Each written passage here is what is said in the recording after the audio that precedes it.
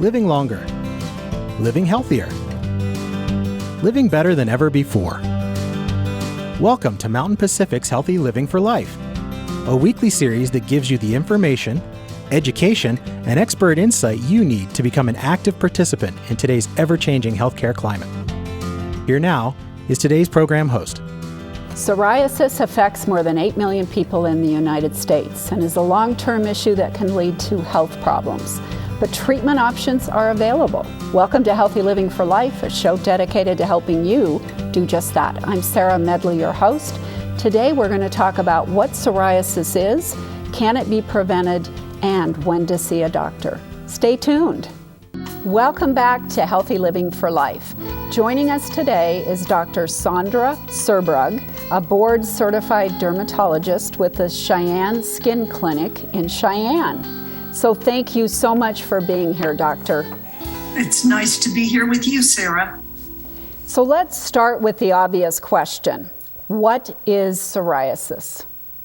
Well, psoriasis is a relatively common skin disease. It's a complicated disease, though. It's not a simple one.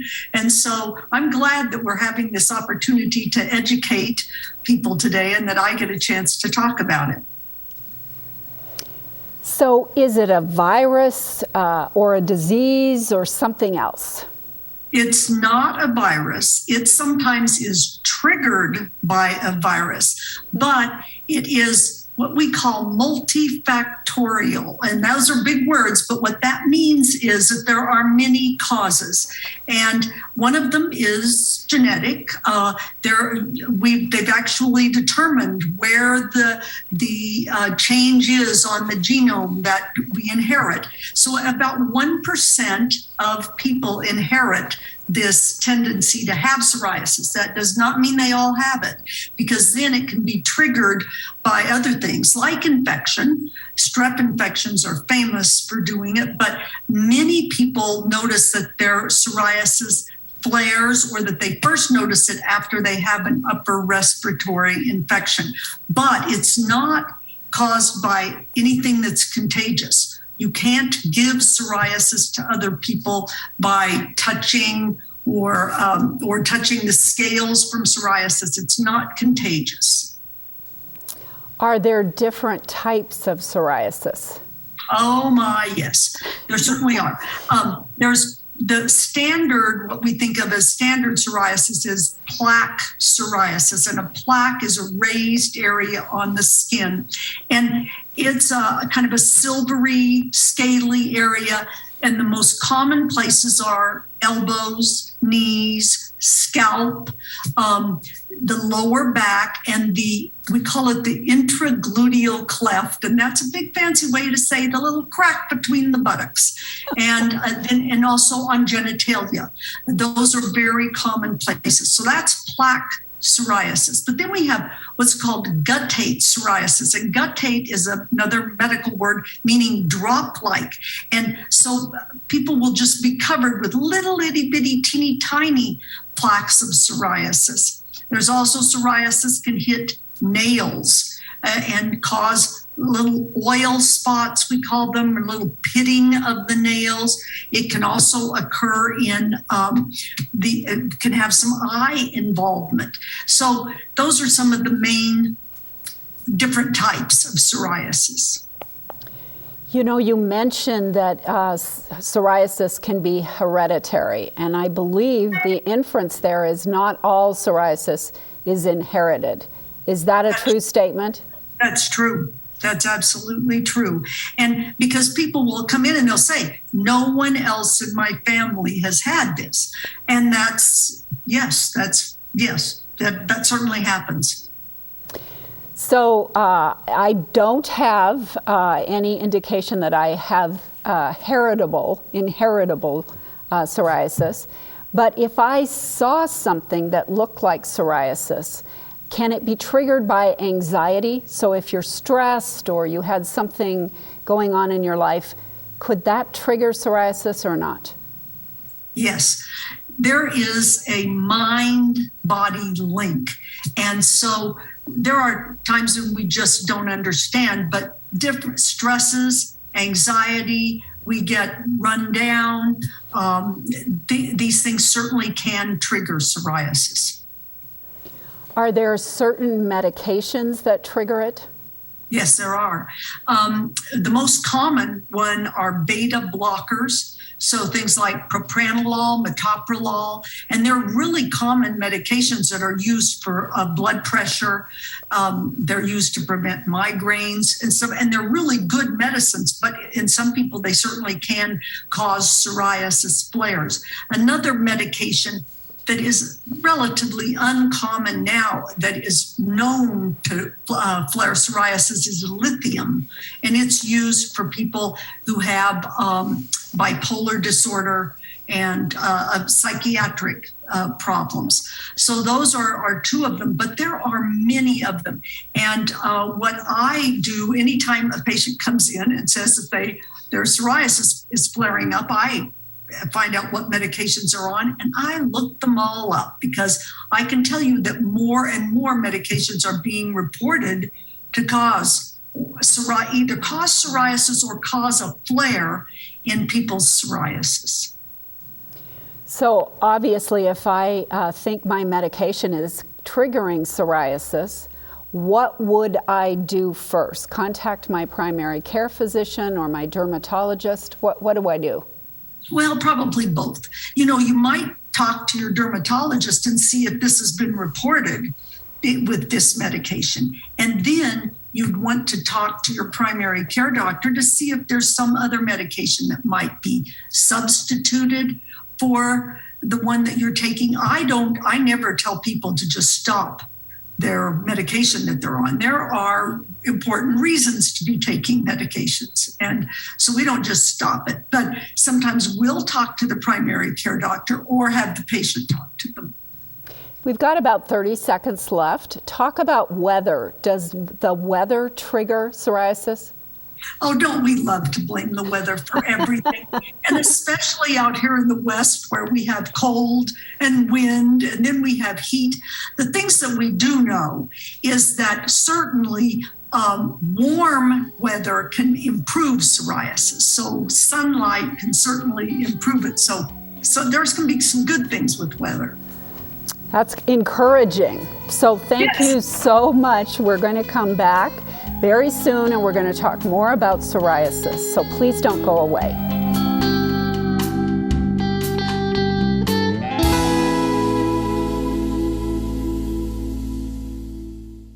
Welcome back. We are still talking to Dr. Sandra Serbrug. Thanks for sticking around with us. So now we're going to talk about some of the symptoms of psoriasis. So talk about what those are. What does it look like? Well, it looks like scaly plaques that are thickened on the skin. And as we mentioned in the previous episode, it is most commonly on elbows, knees, scalp. But there are people that are covered in psoriasis, like total body psoriasis. And it's awful for them, because just as they're walking down, the hallway, they may be dropping scales everywhere. They're miserable.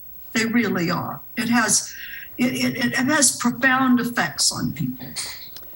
Oh, I had no idea. That is awful for sure, and must be so uncomfortable. Is psoriasis painful? It can be. It's not always. It's not. That's not a requirement at all. Certainly, some people have it and don't have any pain, but it can be, especially. There's erythrodermic psoriasis. Erythrodermic just means red all over, and those people can certainly be in pain. And there's also pustular psoriasis, and that can certainly be painful. Had no idea. So let's talk about plaque. We've all heard about plaque on our teeth and our dental hygienist admonishing us because we have plaque. We have talked about plaque in our arteries. We worry about that. So talk about plaques when it comes to our skin. Okay, it's very different. It's not the same at all, that we use the same word, but it is, what it means is a raised, thickened area. You can actually feel it, and not only see it, but feel it. So it's and it's usually kind of all together too. So, and they can be anywhere from, a quarter of an inch up to, well, an entire, huge area on the trunk. So we've often heard about eczema. What is the difference between eczema and psoriasis?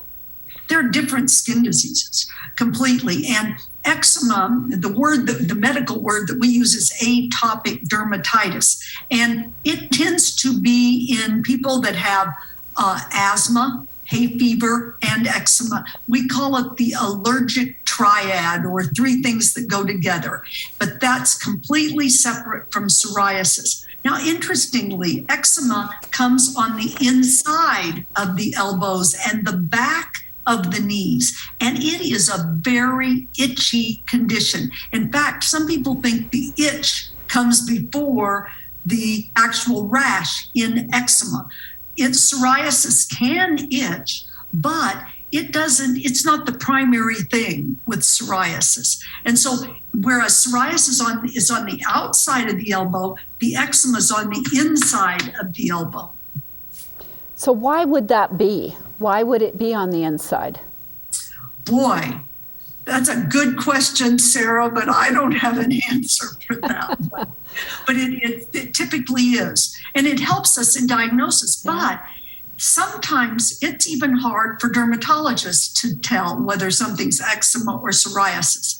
And in that case, we do what's called a skin biopsy. We take a tiny piece of the skin that's sent to the lab, processed, and we look at that under the microscope. And that usually gives us an answer. Is psoriasis only a skin issue, or do other things pop up? Oh, no. In fact, psoriatic arthritis is probably one of the most common types of arthritis. And about 30%, a third of people that have psoriasis also have psoriatic arthritis. And it can affect any of the joints on the body. They can get red and painful and swollen. Now, they don't usually have a positive rheumatoid factor, and that's a blood test that can be done to tell whether you have rheumatoid arthritis or whether you have psoriatic arthritis. So psoriatic arthritis must be painful, yes? Yes. Mm-hmm. It is. Does it show up in other joints besides hands, for example? Certainly can. Mm-hmm. So most anywhere. Any joint in the body. Mm-hmm. If I think I have psoriasis or even eczema, when should I go see a doctor? Well, it depends on how much it's bothering you, where the system is patient driven. But there are very good treatments for these things. And so I encourage people to either see their primary care doctor, who can start with some treatments. If that's successful, yay. If it's not, then a dermatologist, or if they're having a lot of joint systems, a rheumatoid doctor would be good. Yeah, so I think you're talking about a rheumatologist, right? I am. Yep. I couldn't think of the word. Yeah, absolutely. That's it. So do you get referrals then from, I would imagine, primary care and a whole host of other folks? Absolutely. Yeah, all the time. All the time. We've got about 30 seconds left. Any idea what % of your patients have psoriasis, of your panel of patients? That is a good question. I would say we're probably in the less than 5%. It's not as common as eczema, but it is certainly common. When you think of 1% of the population has it, so it's certainly common. It certainly sounds like it for sure. I agree. Well, we're out of time for this segment, but when we come back, we're going to talk about treatment options, something that you aren't going to want to miss. So stay tuned.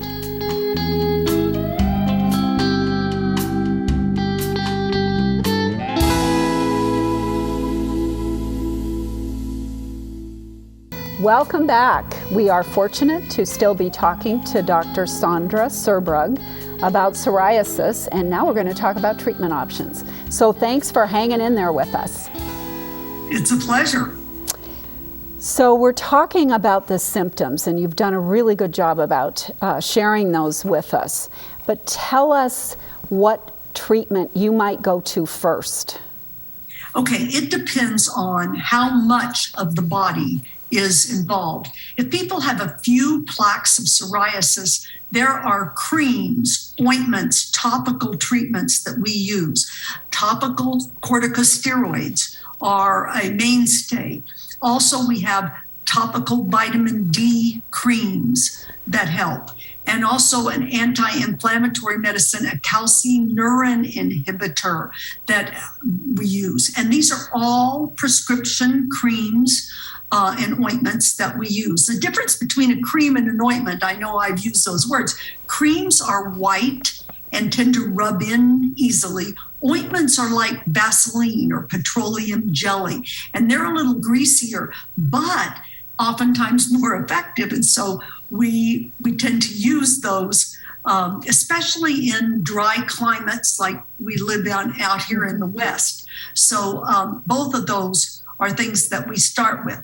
Now, let's go ahead and say if the whole body is involved, you'd go through a tube of ointment in one day. So we tend to use things that we can do all over. One of them is ultraviolet light therapy, and we have a light box that the patients stand in, and it can treat all of them at once. And they may come 2 or 3 times a week and do a treatment that may last 2 or 3 minutes. And that's very effective for all over treatments.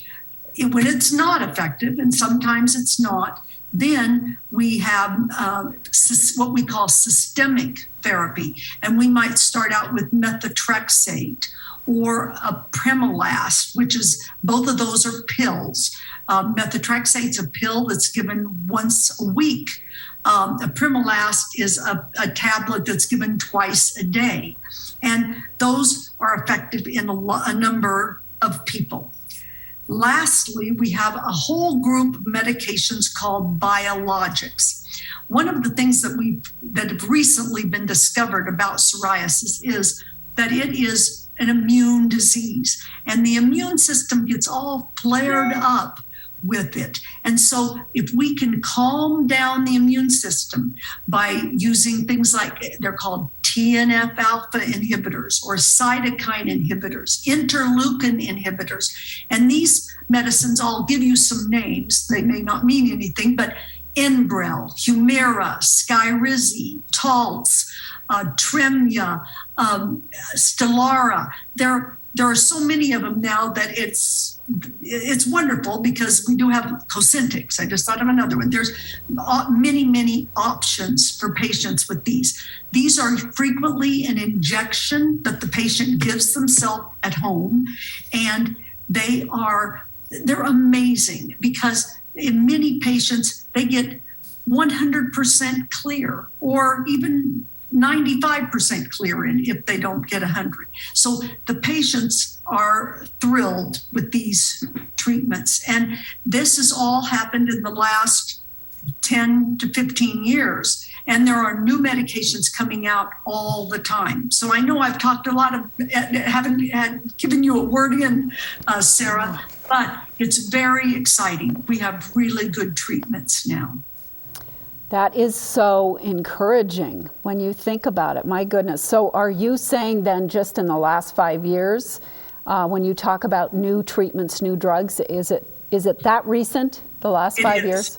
It is. There are just, and there's more research all along, and they're coming out with new medications all the time. It's a great time in some sense to have psoriasis, because we now have really good treatments for it. Yeah, absolutely. That's great. So you mentioned ultraviolet light. So my head goes to a tanning booth. Are you talking about ultraviolet light as in a tanning booth type setting? No, mainly because that's UVA, and that's a certain wavelength that tans, but it doesn't give us near the benefit as ultraviolet B does. And we use what's called a narrow band UVB so that we don't have the increase in skin cancers that we see with tanning beds, but we do get the benefit from the ultraviolet. So let's switch gears and talk about alternative treatments. What is your experience with treating psoriasis with, say, acupuncture or massage therapy? I have very little experience with that, but the way I look at it is that as long as there's no harm and it's not being harmful to the patient's pocketbook, if it helps with their stress level, or like with massage, if that helps with the pain in their joints, I'm all for it. So there's some home remedies. What about apple cider vinegar or Dead Sea salt or turmeric, some of these things? Well, that's interesting that you would ask, because many years ago when there were not very good medical treatments, people would go to Israel, to the Dead Sea, and they would soak it out in the waters, and then they would lay on the beach and get sun. So there may be some, that may work in some patients. Wouldn't that be something if it did, for sure? Thank you so much, Doctor, for being with us today. We're out of time, and thank you, our viewers, for watching. So we hope that you'll join us again next week, and until then, stay fit, stay well, stay healthy for life with Healthy Living for Life. Take care, everyone. Healthy Living for Life is brought to you by Mountain Pacific Quality Health in partnership with AARP Montana.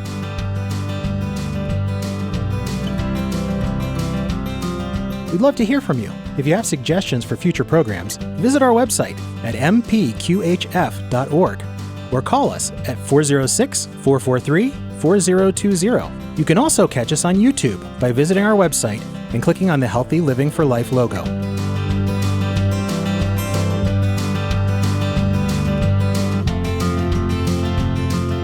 Production facilities provided by Video Express Productions.